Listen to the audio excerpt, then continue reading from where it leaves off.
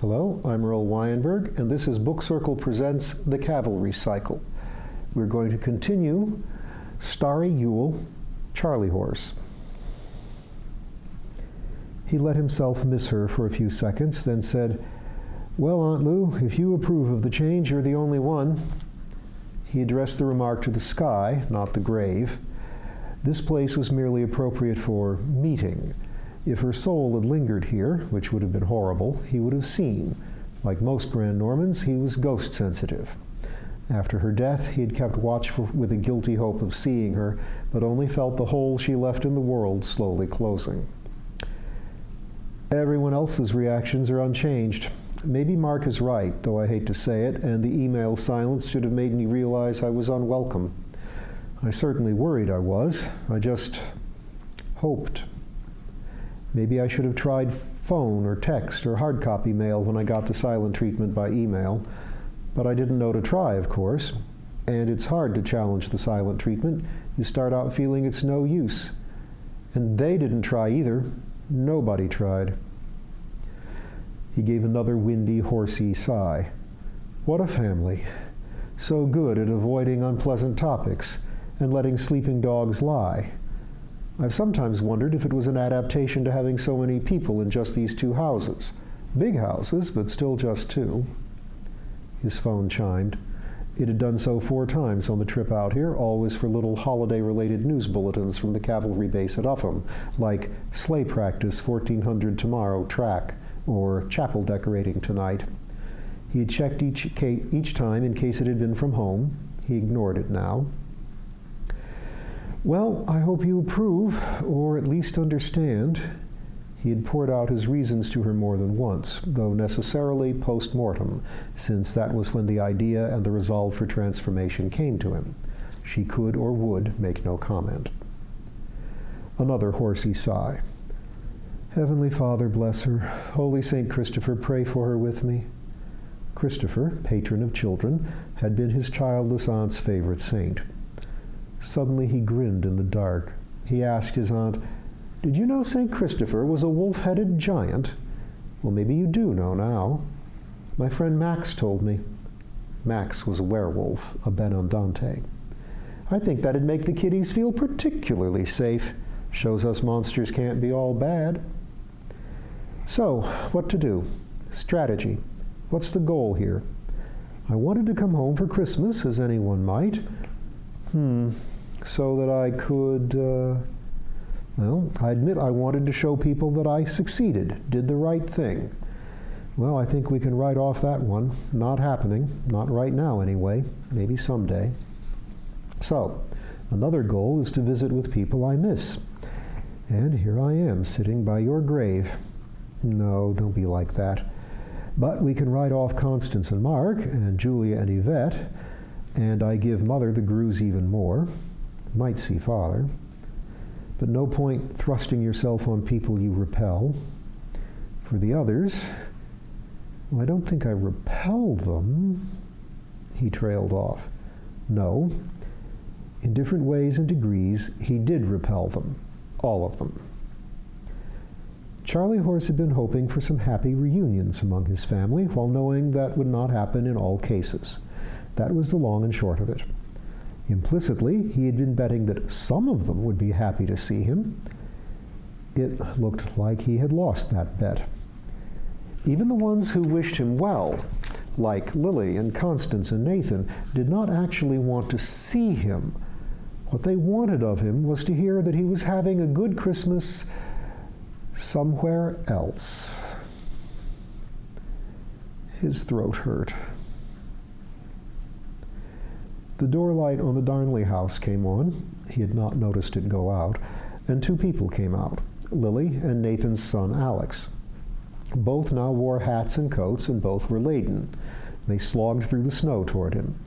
He looked at the house and saw all the lights were still on.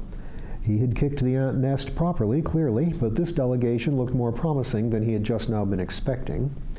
His throat still hurt, but the pain changed meaning. He was touched. Alex was bearing a pile of blankets topped with a knit cap, a pair of high-insulation glove liners, and a box of the heating inserts hunters used. "Mom doesn't believe you about being warm enough," he told Charliehorse. "I don't either." Charliehorse smiled and accepted the bundle. "There's warm enough and there's cozy. Thank you. Thank your mom for me." Lily presented him with a thermos. "Hot chocolate. And this," she handed him a grocery bag. "Did you have a chance to eat on the trip?" He shook his head. "I thought not. Can you eat, regular human food?" He smiled even wider. "I eat everything I did before, more of it, and any amount of oatmeal, and mulch, which is grass stew, but I can skip that, no problem." "Good. We threw together a bunch of sandwiches for you and some apples. That's just because you like apples, not because, thank you. And the apples are fine. Horses like apples, and I'm a horse, and I like apples." Aghast looks crossed both their faces. He picked a blanket off Alex's stack and tossed it on the snow. "Can you sit a while and talk?" They looked grave, but they sat. They did wish him well. The food and the blankets were making him feel warm already before they were used. But he was still screwing up their Christmas. "You looked upset when I said I was a horse, but I am. I deliberately became a horse, but I didn't leave off being a man, both at once. It's very odd, I know, but that's what I am now, and we can talk about it when the subject comes up. You don't have to tiptoe around it." You do not have to add to the list of tiptoe subjects. "Okay," said Alex thoughtfully. "Thanks." And he gave Charliehorse a good, thorough looking over. "How big are you now?" 1,300 pounds, Charliehorse answered promptly. 7 feet 4 inches tall, and I'm not the biggest guy in my class. I am second biggest, though." Alex nodded. "Cool hat," he said. "And the beard looks good, very, bushy. Impressive." "Well, thank you. Sometimes I'm afraid it looks brigandly, but we all wear them. It's the fashion, and convenient. Our hair grows 3 times faster than before." "Why's that?" "The formula for us is horse plus man. We're as strong as both together, as nimble as both together, as tough as both together, and a big part of the toughness is how fast we heal, and fast growth of hair and nails and hooves seems to go along with that." Lily cocked her head and gave him the first smile of the night from his family. "That sounds like reciting a lesson." He laughed. His throat didn't hurt at all now. "Right, from Captain Fletcher. He's our teacher. He's very good." "And are you as smart as both together?" she asked, teasing. "Maybe. My memory's better. But your turn now. What's been happening? But first, may I suggest it's past time for everyone to get around to putting passwords on their accounts? They don't have to be fancy, just long. Something like, Uncle Mark is a fuddling jerk would do. Camel case, no spaces, personal expression, a plus. They both laughed. "Well," said Lily, "I started at Barfield, and I like it. I'm going back after the holidays. Oliver's wedding is this June. They finally set the date and are looking for an apartment in Durham. Ruth is coming over at the holidays. I suppose she's one of the guests Mark wants to hide you from." Oliver was the oldest of their 3 brothers. Ruth was his fiancée. Charliehorse grunted. "I'm not a secret. Ruth knows. Mark must think I'm indecent to display. I wonder what Ruth thinks." "I'm sure I don't know, or what Mark thinks, really, beyond what you heard. He doesn't talk about you." "Do Mother and Father ever talk about me?" The cheer that had been blossoming faded out of her face. "No." "What happens if I come up in conversation?" Lily sighed. Alex said, "Gotta say, you don't come up much. When you do, your dad smiles and drops out of the conversation. Your mom changes the subject or leaves the room. Sorry." Charliehorse nodded. "Well, 5 out of 6 isn't bad." 5 out of 6 what? Children. If you have several, the odds grow that one of them will disgrace you. "I'm sure they don't think," Lily began. "Whatever they call it, if they call it anything, they've written me off." "Why did you do it?" Alex asked. The question came out abruptly. It was the kind of bluntness rare in the family. Charliehorse nodded again.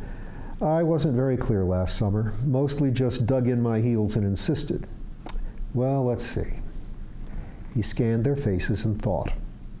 If he said, "I hated myself and wanted to be someone else," which was the clearest, truest way of putting it, Lily would cry, and Alex would feel about as wretched, just drier. Do no more to screw up their Christmas. I needed more moxie. What? Old slang, American, but I like the word. Confidence, audacity. And did it work? Alex asked. Yes, he said confidently, if not audaciously. It took a while, but it worked. But did you have to do that to get it? Alex asked, gesturing at Charliehorse's equine body. Lily looked away, then made herself look back. Some problems require drastic solutions. There was a little silence. Well, said Lily, well, I'm glad you came back. We've missed you. Thank you. I really wanted to hear that. But you look like you're still missing me. I'm here, really. This is me now. But it doesn't seem like it to you, does it? Are you receptant now? That would be great, but I don't think so. Just observant and analytical, like always. Because I'm still me. He still talks like himself, Alex told Lily. You have to admit that, just not as timid. More moxie, Lily said, smiling a little. Being observant, Charliehorse noticed her shift position for the third time in the last minute. You two must be freezing. Shoo, go to bed. And thank you very, very much. I'll see you in the morning. They both hugged him and went inside. He polished off the sandwiches, apples, and hot chocolate, then began arranging the blankets. The phone chimed again. More email from the base. Then it occurred to him that the chime before that had been different. Text, not email. Who was texting? It was Penelope Argyris. No seeing tonight, but I can prep. Lugging Newtonian to Hilltop. Tomorrow should be good. Alpha Persei cluster high and west after dusk. Take a look if you can. Penelope was a star mage, sometimes called an astronergist or stellarist. She had come to the base some months back to examine Charliehorse's class for magical aptitude. Danny proved to have a magical knack for archery, which he was developing. Charliehorse had shown no such thing, but he and Penelope had struck up a pen-pal friendship over their common interest in natural and preternatural history. Charliehorse glanced at the blank black sky.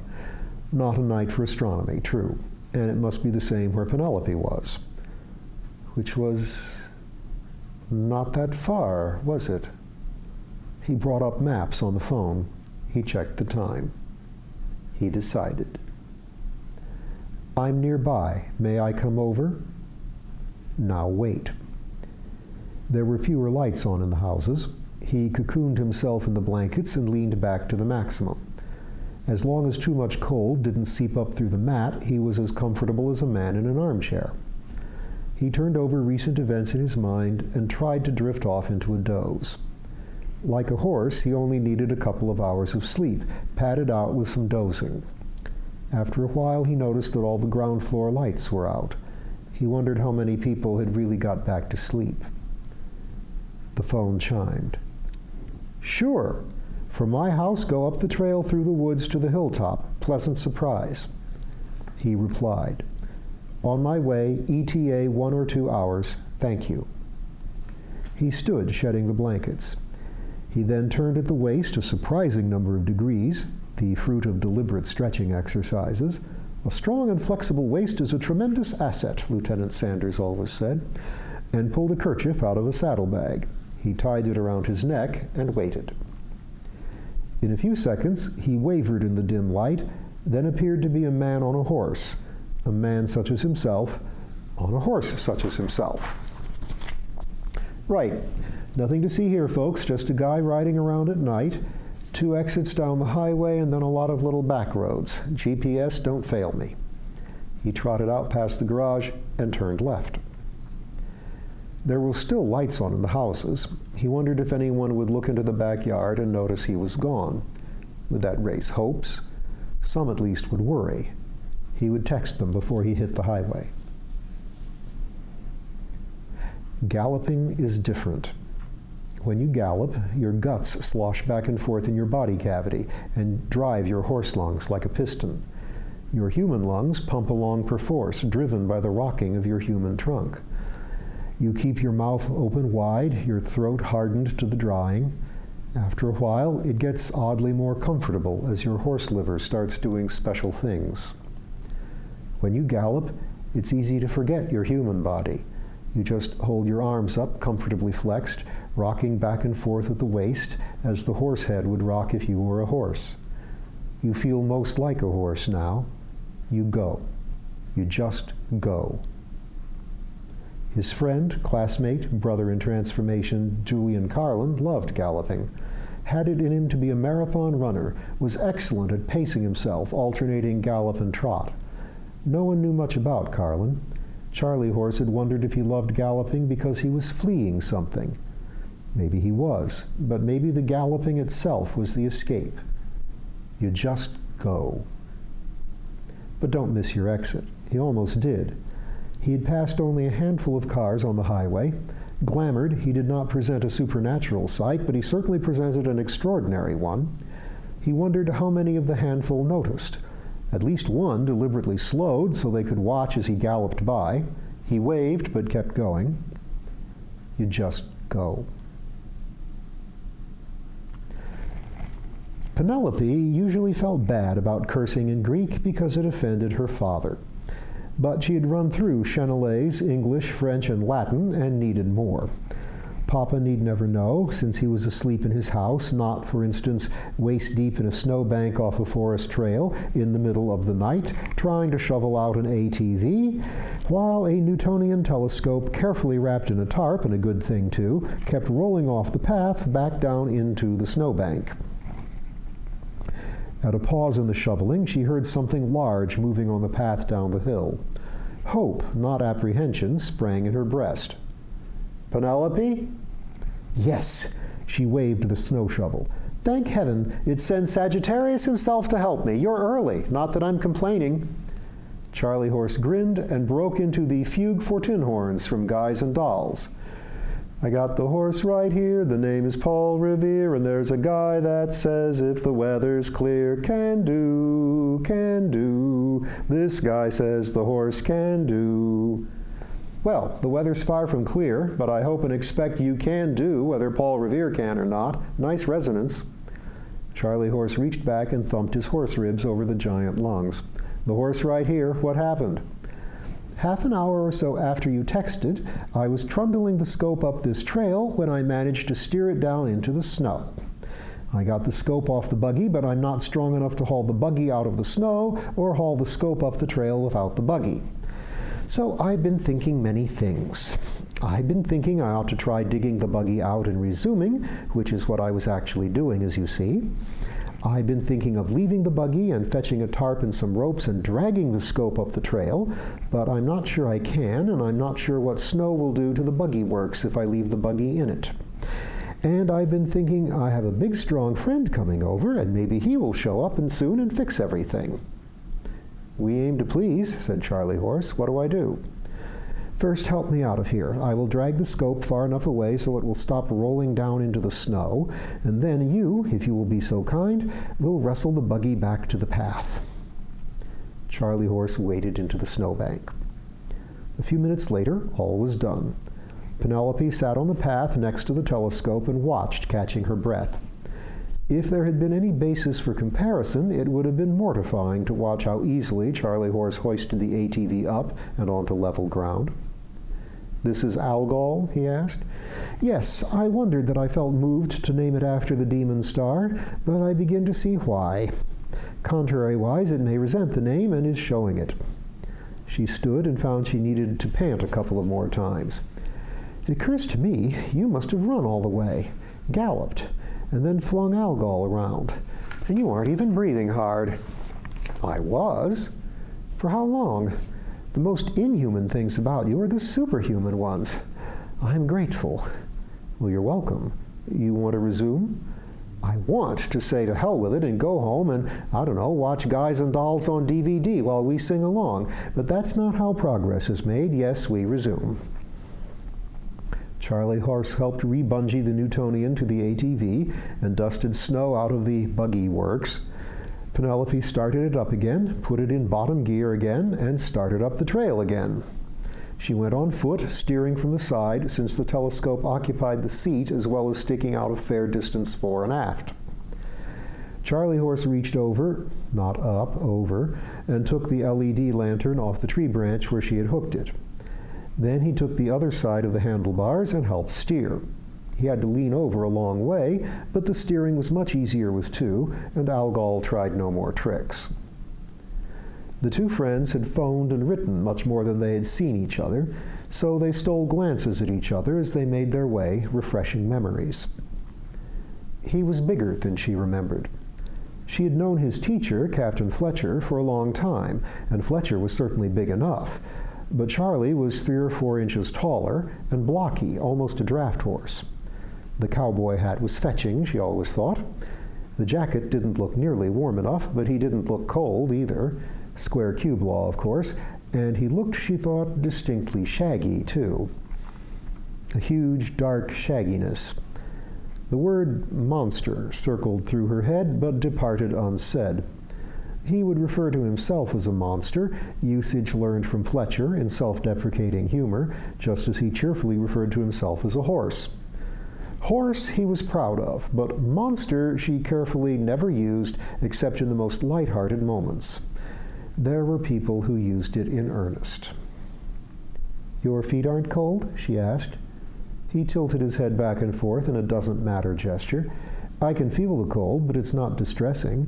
If it gets really cold, I put on boots, just like you, only twice as many. Are you warm enough?" "Oh, yes. Remember, I've been exercising." She waved back along the path to where the snow shovel lay and could rot for all she cared.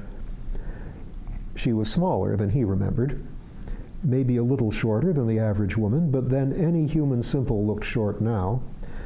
Most of a generation older than him. He'd always gotten along with older people. The figure solid but not chubby, now invisible under a thick blue anorak. Short dark hair, round face, and a complexion that would tan readily if she got much sun, but of course a star mage didn't get much sun. She took vitamin D supplements, he knew. She was one of 2 or 3 mages that Fletcher had come around each year to inspect each class for magical talent.